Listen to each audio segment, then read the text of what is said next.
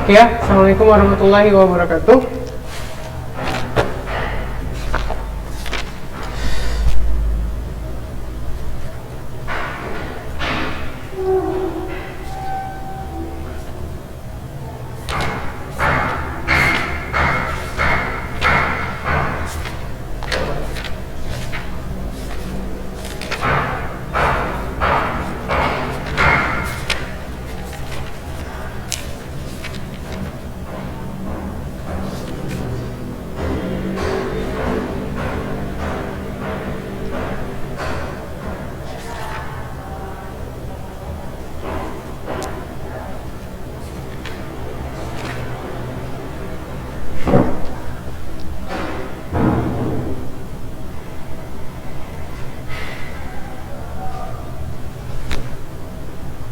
Udah, jadi untuk yang di kelas 12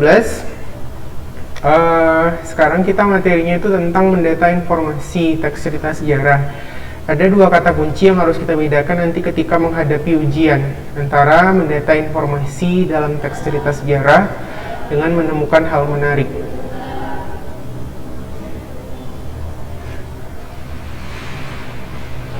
Nah, jadi mendata informasi dalam teks cerita sejarah, kegiatan mendata informasi penting itu berarti berkaitan dengan fakta yang kita temukan dalam teks atau novel sejarah.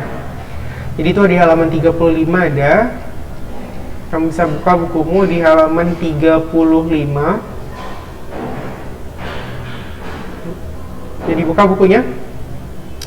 Nah, di situ ada kegiatan 1 mendata informasi dalam teks cerita sejarah. Jadi kalau misalnya kamu lihat sebuah soal yang ada kata mendata informasi, kata kuncinya berarti dia mencari fakta-fakta sejarah gitu. Terus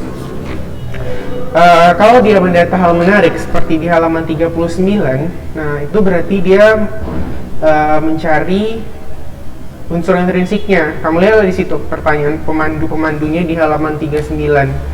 Nah, di situ ada dibilangnya untuk mengukur kemampuan mendengarkan, jawablah pertanyaan-pertanyaan berikut ini. Kapankah latar waktu cerita dalam kutipan novel sejarah tersebut dibuat? Gitu. Terus di mana latar dalam kutipan novel sejarah dibuat? Itu kan terkait dengan latar. Peristiwa apa yang dikisahkan? Siapa saja tokoh yang terlibat dalam penceritaan? Dan di bagian apa yang menandakan bahwa novel tersebut adalah novel sejarah? Jadi berdasarkan halaman 39 kamu bisa lihat bahwa dalam setiap hal-hal menarik itu pasti yang dikaji adalah sudut pandang unsur intrinsiknya. Jadi dia masalah latar, terus waktunya, masalah sudut pandang. Nah, gitu dia. Kalau struktur kemarin udah kita jelasi ya. Yang pertama ada pengenalan peristiwa atau orientasi, ada pengungkapan peristiwa, ada yang menuju konflik, terus puncak konflik, dan yang terakhir adalah penyelesaian. Dulu ada koda.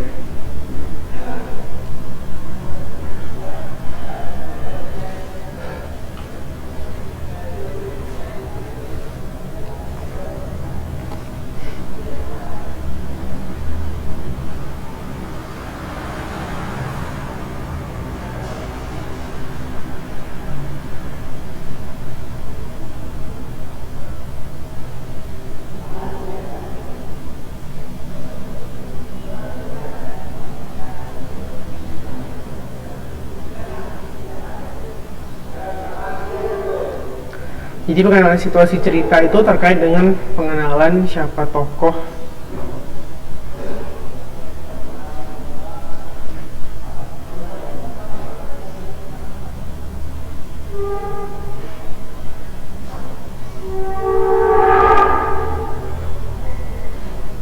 ya pengenalan situasi cerita itu pengenalan siapa tokoh, menata adegan, terus latar konteks peristiwanya, latar budayanya gitu kan, karena beda nanti budayanya, beda nanti konteks sosialnya, beda juga pesan yang kita tangkap.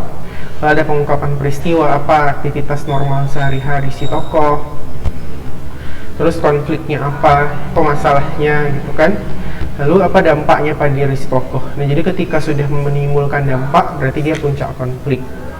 Lalu ada penyelesaian.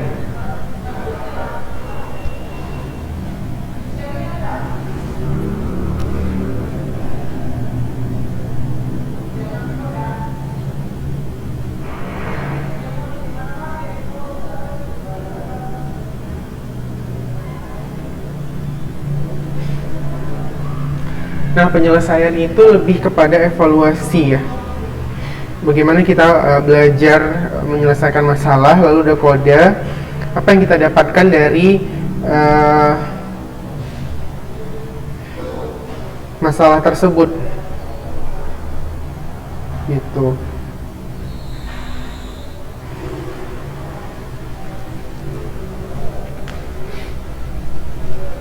Tapi kan kalau misalnya kita menyelesaikan masalah kan pasti kita belajar sesuatu hal gitu. Jadi itulah fungsi dari kode. Kode itu adalah bagaimana kita mengambil pembelajaran dari teks yang kita baca atau dari masalah yang pernah kita alami. Terus kemarin kita udah belajar juga tentang konten bahasa, ada yang bermakna lampau. Jadi makna lampau itu dia menggunakan past tense, ada kata-kata telah, ada kata-kata pada masa dahulu. Kamu bisa lihat konten bahasa itu yang ada di halaman 60 ya. Dan di halaman 60 itu dia ada menggunakan banyak kalimat bermakna lampau. Contoh, prajurit-prajurit yang telah diperintahkan membersihkan gedung bekas asrama telah menyelesaikan tugasnya.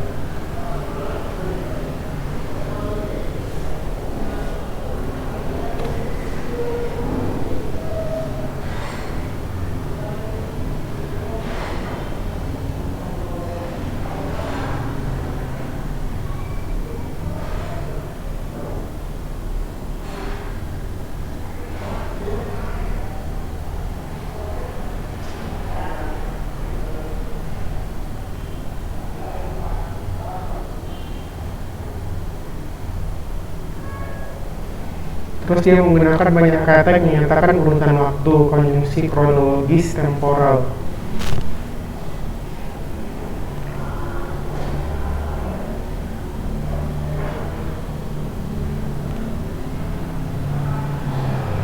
Seperti sejak saat itu, setelah itu, mula-mula, kemudian.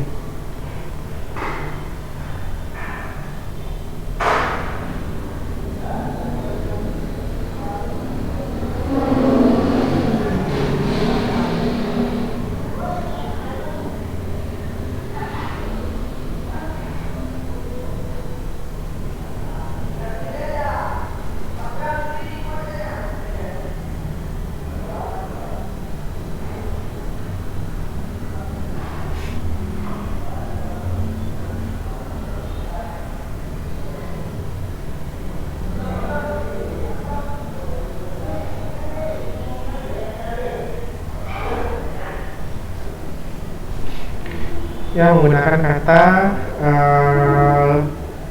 yang menggambarkan tindakan atau kata kerja material itu juga termasuk di nomor 3-nya halaman 61. Jadi dia menggunakan banyak kata kerja yang menggambarkan tindakan material. Material itu yang secara fisiknya kelihatan. Kan kemarin udah pernah juga kita singgung ya. Jadi misalnya menyapu, terus membaca, menulis yang secara fisik ya memang terlihat gitu. Oh, ini dia lagi membaca, dia lagi menyapu gitu kan. Kalau dia kata kerja mental yang di nomor 5, dia nggak nampak. Misalnya mengharapkan, mendambakan, menganggap, itu dia nggak kelihatan. Nah, untuk yang nomor 4, dia menggunakan kata kerja yang menunjukkan kalimat tak langsung. Misalnya mengatakan bahwa menceritakan tentang, itu kan, mengungkapkan. Nah, itu ciri dari kalimat tidak langsung. Jadi kata-kata mengatakan bahwa si Anto menyatakan bahwa saya harus ikut ujian kali ini. Terus kalau menceritakan tentang, misalnya apa yang harus kita lakukan ketika seorang jabat menceritakan tentang gitu, itu berarti kalimat tidak langsung. Terus dia mengungkapkan, menyatakan itu juga kalimat tidak langsung. Biasanya kalau yang langsung itu dia berkata, dia berkata, terus koma, baru apa yang dibilangnya. Itu baru kalimat langsung pakai tanda petik. Tapi kalau kalimat tidak langsung, dia biasanya nggak pakai tanda petik. Yang warna dia mengandung dialog. Ya, jadi dia mengandung banyak dialog yang ditunjukkan oleh tanda petik ganda.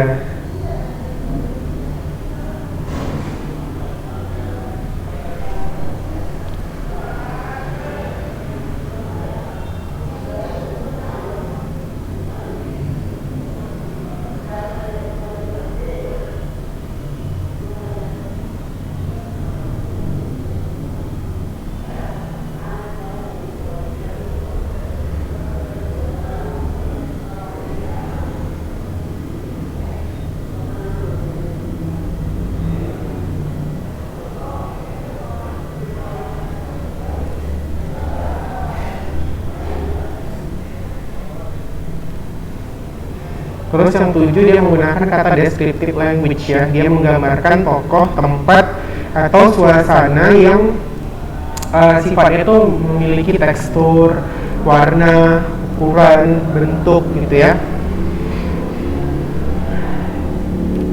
Jadi kalimat bermakna lampau, penggunaan konjungsi yang menyatakan waktu, penggunaan kata kerja mental, material, kalimat tidak langsung, dialog, dan kata sifat. Di halaman 63, di situ ada 7 konten bahasa. Nah, itu harus kamu lihat dan pelajari, diingat. Insya Allah nanti dalam ujian ini akan dikeluarkan. Terus di sini juga ada namanya mengidentifikasi nilai-nilai dalam novel sejarah. Jadi masalah mengidentifikasi ini, kita berarti mengenali nilai-nilai yang ada. Jadi kalau misalnya karya sastra yang baik atau novel sejarah selalu mengandung nilai atau value. Nilai tersebut dikemas secara eksplisit dalam alur, latar, tokoh, dan tema. Nilai yang terkandung dalam novel antara lain nilai budaya, nilai moral, nilai agama, nilai sosial, dan nilai estetis.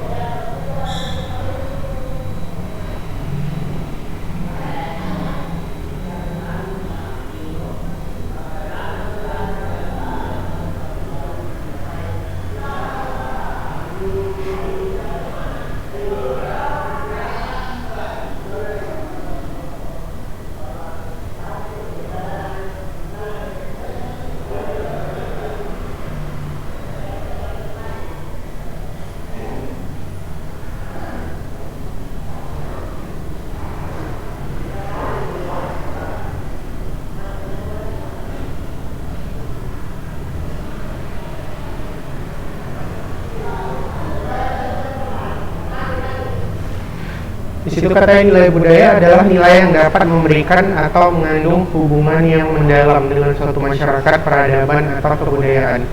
Jadi nilai budaya ini masalah seperti kayak masalah kebiasaan, gitu, terus tradisi, gitu kan, misalnya kayak tradisi Jawa, gimana, Melayu, Batak, gitu, itu namanya nilai budaya.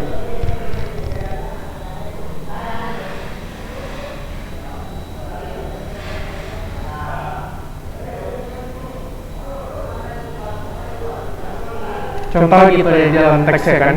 Dan bila orang mendarat dari pelayaran entah dari jauh, entahlah dekat, ia akan berhenti di satu tempat beberapa puluh langkah dari dermaga. Ia akan mengangkat sembah di hadapannya berdiri Sela Baginda, sebuah tugu batu berpahat dengan prasasti peninggalan Sri Airlangga. Bila ia meneruskan langkah, semua saja jalanan besar dilaluinya. Jalan ekonomi sekaligus militer, ia akan selalu berpapasan dengan pribumi.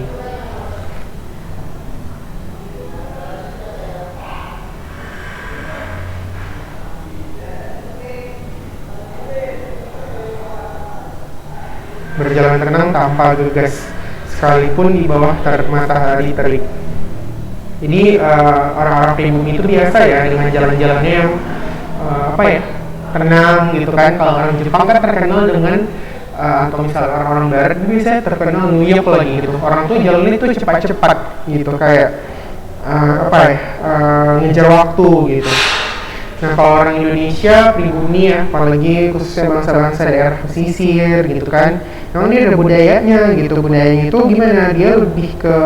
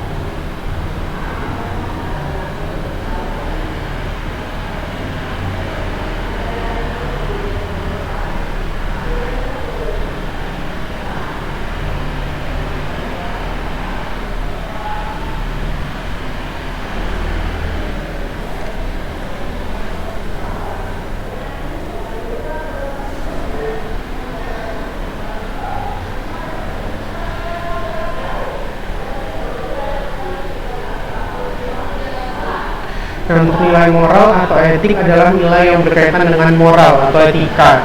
Jadi budaya itu beda. Kalau budaya masih kebiasaan. Ada yang budaya kayak misalnya orang barat itu manggil orang tuanya nama, itu budaya. Tapi kalau etika itu memang berdasarkan pada budaya atau konvensi. Tapi etika itu memang acuannya daripada kebiasaan, dia lebih kepada kesopanan, pada norma hukum agama gitu. Biasanya kalau etika nilainya seperti itu. Jadi kalau kita berbicara mengenai etika, norma kesopanan, budaya, itu dia lebih kepada hal-hal yang sifatnya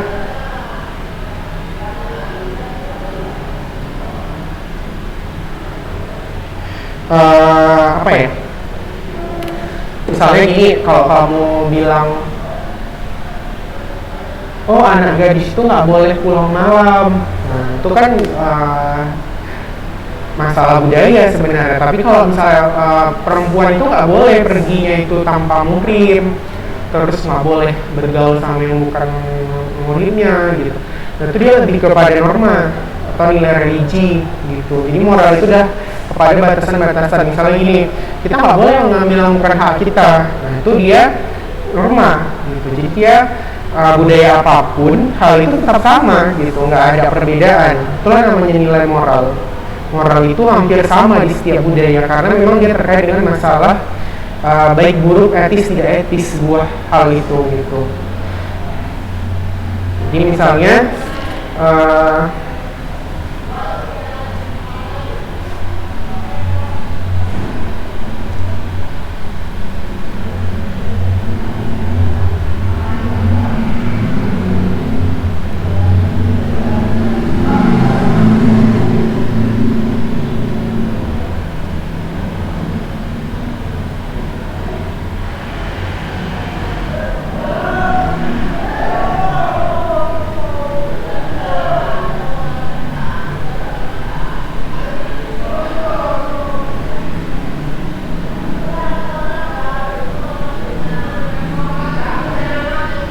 ada nilai agama, yaitu nilai-nilai dalam cerita yang berkaitan atau bersumber pada nilai agama.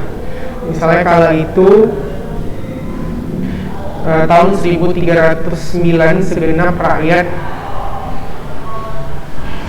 berkumpul di alun-alun. Semua berdoa, apapun warna dan agamanya, apakah Siwa, Buddha maupun Hindu, semua arah perhatian ditujukan kepada satu pandang, ke Purawarta, tidak dijaga terlampau ketat.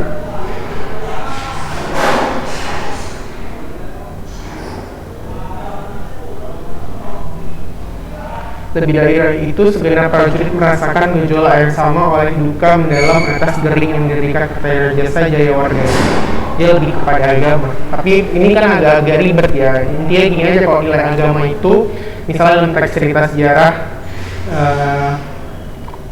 ketika ada masuknya budaya Islam lewat Buya Hamka di Sumatera, lewat sastra-sastra. Itu kan Buya Hamka itu selain dia bersastra, dia juga berdakwah. Amir Hamzah, nah gitu. Nah itu dia salah satunya harus dikatakan sebagai nilai agama. Jadi nilai agama itu adalah nilai yang berkaitan dengan ya Tuhan gitu. Tapi masih ada cerita-cerita sejarahnya. Jadi kalau nilai agama dalam teks cerita sejarah adalah bagaimana perkembangan agama dalam proses sejarah seseorang atau perkembangan peristiwa tertentu. Misalnya kayak di Jepang ada sejarahnya orang yang percaya pada melipat bangun kertas untuk agar bisa keinginan dikabulkan oleh surga. Nah itu juga salah satu nilai agama sebenarnya, gitu, nilai agama mereka lah gitu kan. Nah jadi dia beda gitu, setiap unsur, setiap bagian agama dia punya aturannya masing-masing. Dan kalau yang dalam teks cerita sejarah ini kebetulan adalah nilai-nilai agama yang berkembang di masa lalu gitu ya.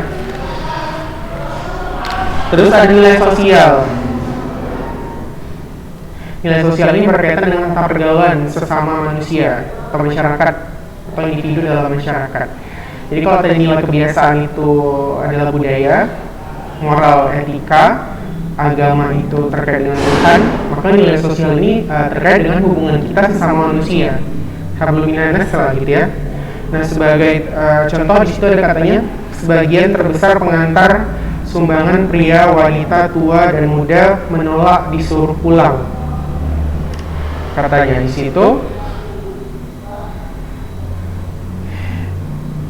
mereka bermaksud menyumbangkan tenaga juga. Maka jilah dapur raksasa pada malam itu juga menyusul. Kemudian datang bondongan gerolak mengantar kayu bakar dan minyakan, dan api pun menyala dalam berpuluh tungku. Jadi dalam kutipan di atas, nilai sosial itu tampak pada tindakan menyumbang kesediaan untuk membantu pelaksanaan pesta perkawinan, ya. Jadi ada nilai estetis juga, yakni nilai yang berkaitan dengan keindahan, baik keindahan struktur, pembangunan cerita, fakta cerita, terus teknik penyajian cerita.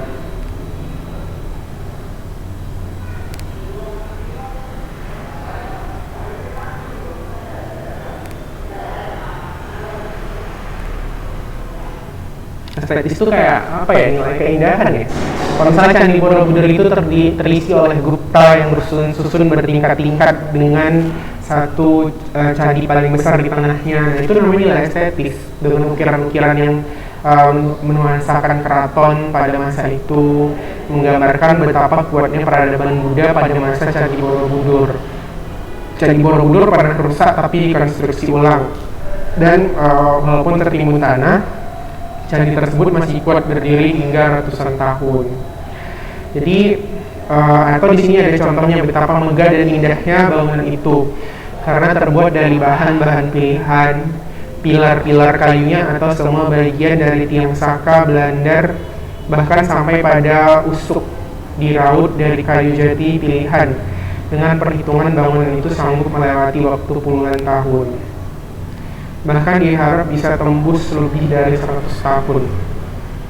Tiang saka diukir indah warna-warni, kakinya berasal dari bahan batu merah penuh pahatan ukir, mengambil tokoh-tokoh pewayangan yang pernah ada bahkan masih hidup.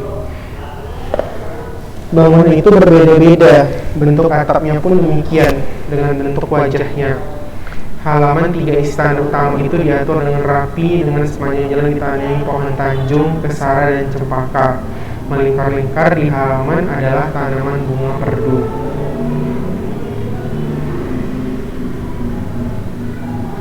Nilai estetis dalam kutipan di atas terkait dengan teknik penyajian cerita. Teknik yang digunakan pengarang adalah teknik sewing atau deskriptif. Ini menjelaskan kayak tekstur, warna, ukuran, tempat, suasana, waktu dalam sebuah karya. Soalnya kebetulan di sini yang menjelaskan itu adalah wayang dan bagaimana bangunan yang sanggup melewati waktu puluhan tahun, bahkan sampai 100 tahun. Ini kayaknya bangunan di Jawa ya, museum-museum kayak di Yogyakarta. Nah itu kan banyak yang dia sampai ratusan tahun gitu bahkan berdirinya, ya kan? Dan dia memang isinya tuh bagus gitu.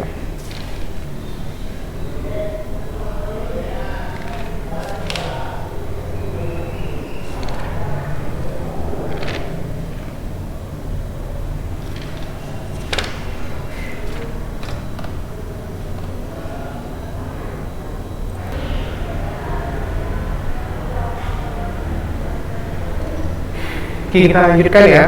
Nah, di sini ada katanya tentang Pangeran Diponegoro ya.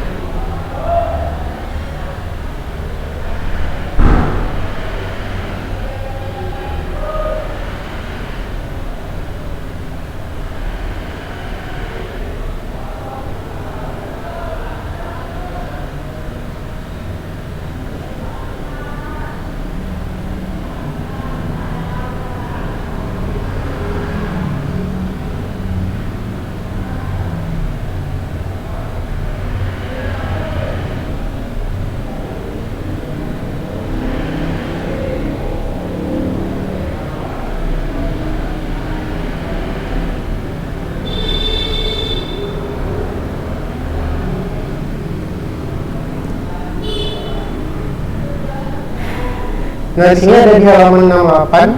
Di situ ada tentang Pangeran Diponegoro ya. Jadi ada Patih dan Nurjo. Patih ini kayak orang-orang suruhan keraton, tapi dia kerja sama Belanda gitu, kayak double agent gitu kan. Nah, di sini Patih dan Nurjo II.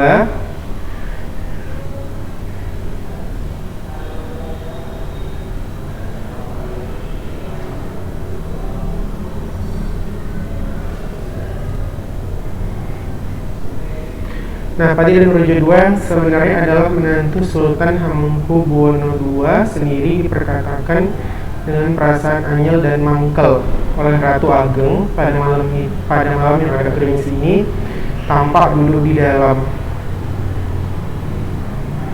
kereta kuda bersama dengan Raden Mas Sunarko, sang tokek juru bicara, menuju Kredenburg menemui Jan Willem van Riegeis. Yang disebut namanya terakhir di sini baru sepekan berada di Negoro, wilayah kota yang didiami raja. Yang kelihatannya dia bisa begitu cepat menyukai pekerjaan di sini, di salah satu pusat kerajaan Jawa yang selama ini hanya diketahui dari catatan VOC.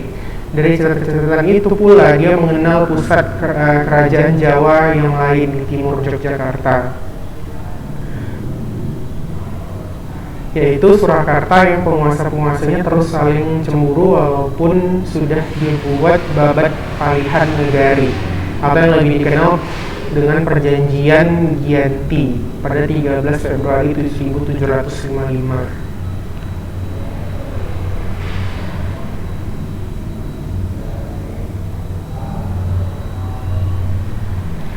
Terlebih dulu mesti dibilang bahwa Jan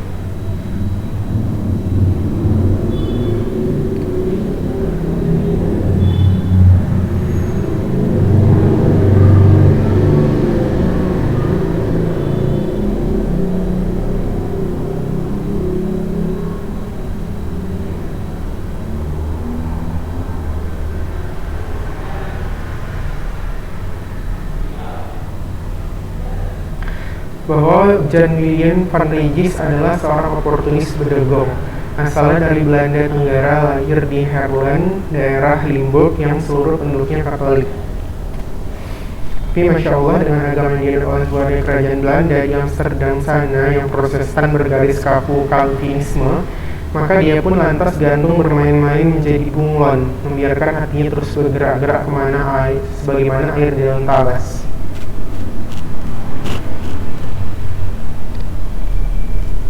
Demi mencari muka pemegang kuasa India Belanda.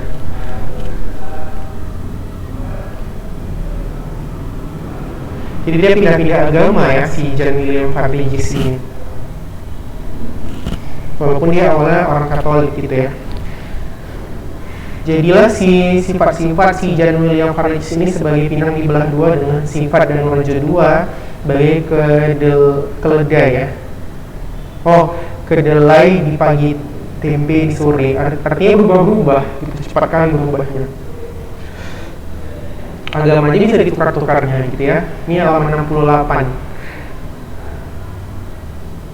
Terus istri bilangnya, nanti pada 16 tahun yang akan datang, Jan Willem van Regis bakal berubah lagi warnanya, yaitu di masa jatuhnya tanah air ke tangan Inggris sehubungan dengan peperangan yang berlangsung di Eropa sana, di mana Inggris berhasil mengalahkan Prancis sehingga Indonesia yang berada dalam Batavisch Republik di bawah kendali Prancis terhadap Belanda menjadi milik Inggris.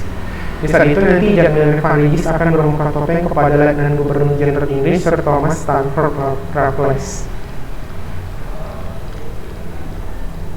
Ketika Danorejo II datang kepadanya, dia menyambut dengan bahasa Melayu yang fasih.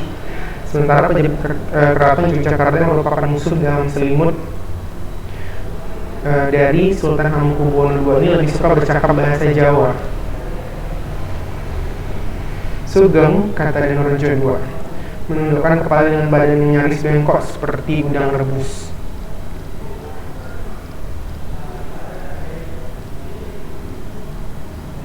Jan Willem van Regis bergerak menyamping, membuka tangan kanannya, memberi isyarat pada Danorejo untuk masuk dan duduk. Jadi nyuruh masuk ya. Agaknya untuk penampilan yang berhubungan dengan bahasa Belanda, Beskalveldit, yang lebih kurang bermakna tata krama, santun, dan sesuai peradaban. Alih-alih Jan Willem van Regis sangat peduli, dan hal itu merupakan sisi menarik darinya yang menjadi di antara sisi-sisi lain yang menyebalkan.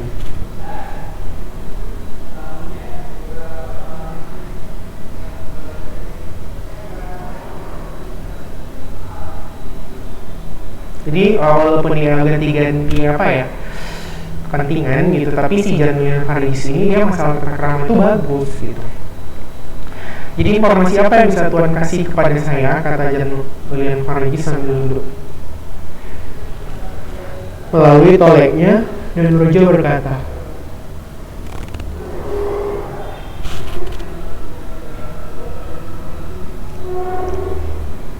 seperti Tuhan ketahui bahwa baik de jure maupun de facto sudah tidak ada lagi kerajaan Mataram, sebab semua keputusan dalam ketatanegaraan menyangkut politik dan ekonomi sepenuhnya sudah diambil alih VOC. Tapi perlu kan Tuan ketahui dan sebolehnya Tuan sampaikan kepada Gubernur Jenderal di Batavia bahwa semua raja mulai dari Sri Sultan Hamengkubuwono I sampai sekarang Sri Sultan Hamengkubuwono II sama-sama cara diam-diam dengan siasat yang berbeda menyusun kekuatan untuk melawan kekuasaan Belanda.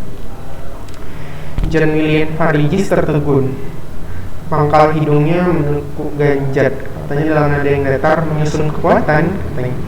Iya Tuan, sahut Danurejo II dengan semangat asut. Kekuatan dalam pengertian daya tahan yang lebih asasi dari sekedar keteguhan dan ketegaran.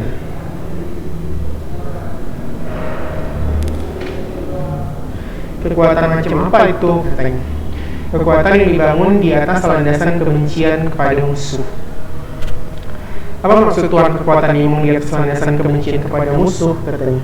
Tuan, kata Danurejo II, menundukkan kepala untuk menunjukkan sikap rendah hati, tapi dengan meninggikan rasa percaya diri dalam niat hati untuk menghasut.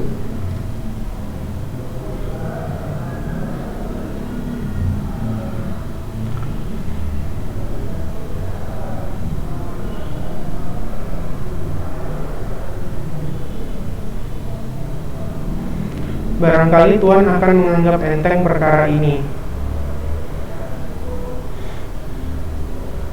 tapi sebaiknya Tuan ketahui sebab maaf. Tuan masih baru di sini bahwa kami bangsa Jawa sangat peka terhadap suara hati, yaitu perasaan dalam tubuh insani sekaligus wesa ruhani. Naga-naganya Jan Willem Varijs tidak begitu mudah menangkap makna yang dikalimatkan oleh Danurejo II. Maka katanya dengan wajah tekun, katakan tegasnya. Jadi maksudnya simpulkan aja gitu, dia nggak kalah ngerti dengan idiom-idiom itu. Ya Tuan Varijs, ujar Danurejo II, tetap menundukkan kepala dalam fitrah ajak seperti tadi. Sekarang ini Sri Sultan sedang repot pembangunan kekuatan dalam pikiran rakyat, bukan cuma dengan deal, tetapi dengan cara menanam perasaan kebangsaan yang membenci Belanda melalui peranti-peranti kebudayaan adiluhung, kebudayaan yang bernapas panjang. Apa maksud Tuan? Perasaan benci yang direka di dalam piranti kebudayaan yaitu kesenian, khususnya wayang, tembang, macapat, daya tahannya luar biasa. Daya serapnya amat istimewa, masuk dalam jiwa sanubari dalam ruh sepanjang hayat di kandung badan. Jadi kan pada masa perlawanan terhadap Belanda, wayang itu malah lebih dipercaya masyarakat kebanding agama, karena mungkin dulu belum ada tontonan-tontonan seperti sekarang, seperti media sosial, YouTube, terus televisi nggak ada. Jadi tontonan masyarakat itu hanya fokus pada wayang. Jadi masyarakat itu percaya kali gitu sama wayang. Jadi teks-teks wayang itu dibuat sama Sri Sultan itu supaya rakyat ini ada rasa kebencian atau rasa perlawanan lah sama penjajahan Belanda tadi gitu. Nah terus di situ, tunggu, kata Jan Willem Varijs ragu. Rasanya asam tak asam, Tuan bilang wayang dan tembang punya napas panjang. Bagaimana cara Tuan menyimpulkan itu? Kata.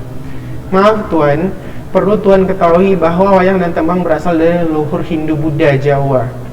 Sekarang setelah Islam menjadi agama Jawa, leluhur dan wayang tembang itu tetap berlanjut sebagai kebudayaan bangsa. Apakah Tuan tidak melihat itu sebagai kekuatan? Katanya. Jan Willem Varijs sejenak menalar dan lalu mengangguk-angguk. Pasti dia mendapat tanpa diduga sesuatu yang berguna sebagai senjata rohani, senjata yang abstrak, tapi sebenarnya senjata yang ampuh untuk menangani perang urat saraf, perang dengan kata-kata yang tidak diucapkan. Dalam terdiam sekilas begini, dia menemukan jawaban yang cerdik, yaitu dia anggap lebih baik bertanya, meminta pendapat atau saran dari Danurejo II. Lalu apa sarannya, kata si Jan Willem Varijs tadi ke Danurejo itu? Rasa terkajeni, Danurejo II menjawab lurus, sebetulnya melawan kompeni didasari Sri Sultan menjadi menimba air dengan ranjang.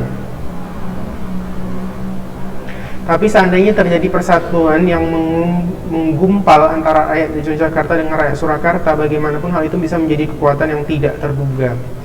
Bukankah persatuan itu sudah mustahil terjadi? yaitu untuk Sultan Yogyakarta dan Susuhunan di Surakarta. Tapi bagaimana kalau rakyat yang sudah diresapi kekuatan wayang dan tembang, lambat atau cepat akan terjadi gejolak yang berlanjut menjadi perang.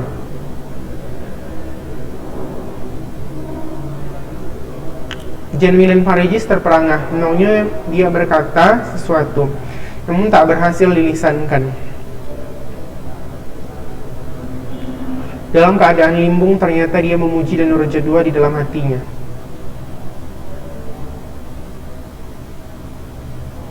Katanya dalam hati yang dikatakan ular ini benar juga, katanya gitu. Jadi dia pun menganggap suruhannya itu ular juga gitu. Sementara Danureja II merasa didorong akal untuk menguji pikiran sendiri. Apakah Tuan tidak curiga melihat keadaan itu? Curiga sebagai bahaya, Tuan Varijs, kata. Semata didorong naluri, Jan Willem Varijs menjawab, bahaya tidak selalu dianggap mengkhawatirkan. Kekhawatiran yang berlebihan malah membuat manusia tertawan dalam mimpi-mimpi sendiri. Itu benar, Tuan Varijs, kata Danureja II, terucap dengan takjub. Persoalan Tuan, ketika semua orang sama-sama bermimpi, artinya sama-sama memiliki mimpi masing-masing, siapa lagi yang sanggup melihat mimpi bukan sebagai mimpi? Jan Willem Varijs tertegun, sempat jeda sekian ketukan, merasa tidak punya simpanan kata-kata untuk menanggapi kata Danureja. Akhirnya dia memilih mendengarkan apa yang dipunyai dalam pikiran menantu Sri Sultan ini.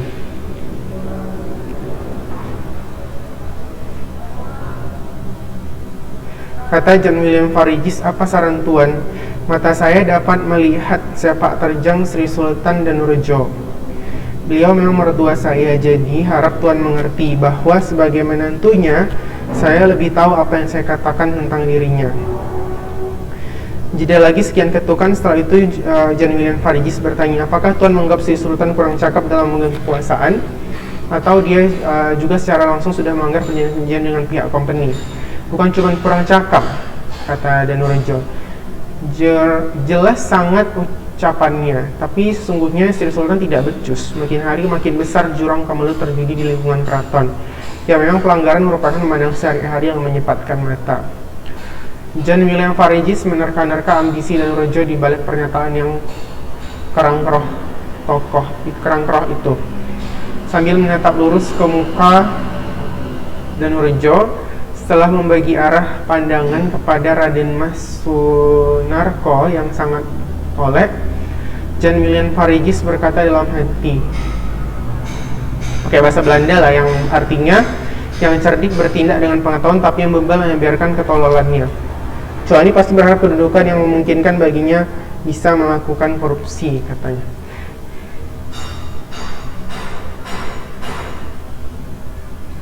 Danureja tak rumangsa dicerca, sebab ketika Jan Willem Varijs berkata begitu dalam hatinya, dia melakukannya dengan memasang senyum di muka. Karuan Danureja pun memasang muka manis atas kodrat yang bermuka dua. Dia mengira Belanda menghargai dia, padahal dia sedang dicerca gitu. Kok dia kan sebenarnya orang Indonesia gitu, tapi si Danureja ini malah membeberkan keburukan-keburukan Indonesia gitu. Jadi terpecah belah gitu. Akhirnya dicaci Belanda dia udah beringat sama negaranya, kena caci lagi. Tapi waktu dia mencaci pakai bahasa Belanda itu, si Jan Willem itu sambil senyum, dikiranya dia dipuji, padahal dia sedang dihina gitu. Jadi inilah nilai novel dalam sejarah kehidupan. Selain mengandung keindahan, karya sastra juga memiliki nilai manfaat bagi pembaca. Segi kemanfaatan muncul karena penciptaan karya sastra berangkat dari kenyataan, sehingga lahirlah pandangan bahwa sastra yang baik menciptakan kembali rasa kehidupan. Baik bobotnya maupun susunannya menciptakan kembali keseluruhan hidup yang dihayati. Kehidupan emosi, kehidupan budi, individu maupun sosial, serta dunia yang syarat objek. Penciptaannya dilakukan bersama-sama dan secara saling berjalinan, seperti terjadi dalam kehidupan kita hayati sendiri. Namun kenyataan ini di dalam sastra dihadirkan melalui proses kreatif. Artinya bahan-bahan tentang kenyataan telah dipahami melalui proses penafsiran baru dalam perspektif pengarang. Karya sastra memang merupakan dokumen sosial yang lebih dahulu disebut jalan keempat kebenaran. Melalui sastra pembaca seringkali jauh lebih baik daripada melalui tulisan-tulisan non-sastra, serta dapat menghayati hakikat eksistensi manusia yang muncul dengan segala macam permasalahannya. Di sinilah segi keindahan dari karya sastra, yakni gambaran kenyataan dalam subjektivitas pengarang. Kenyataan di dalam karya sastra ibarat bahan-bahan yang membuat sop buntut yang siap disantap. Berdasarkan paparan tersebut dapat disimpulkan bahwa sastra demikian dapat berfungsi sebagai media pemahaman budaya suatu bangsa.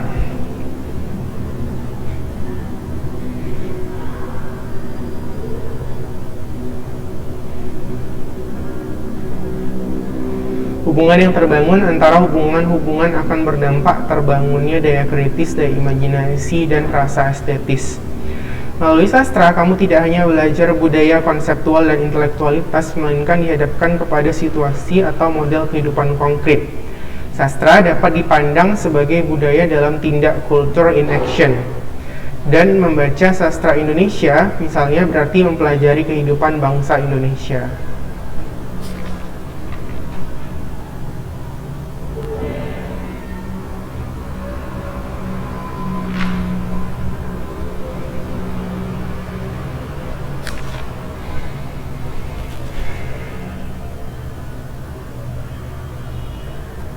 Jadi kan untuk ujian praktek kita kelas 12 itu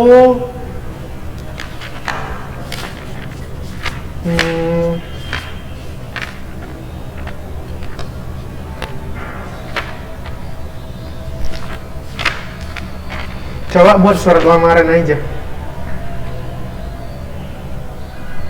Ya, ujian praktek kita buat surat lamaran aja. Nanti yang untuk ujian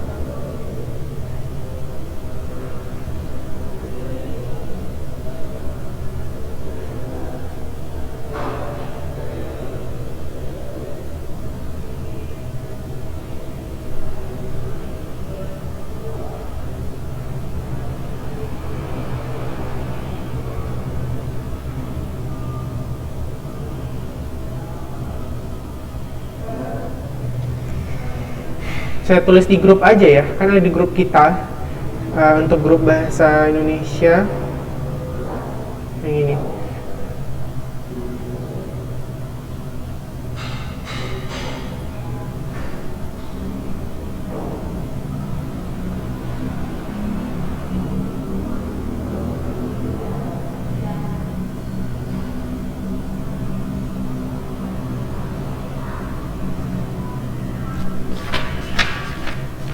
Buat surat lamaran berdasarkan inisiatif pribadi, contohnya ada di halaman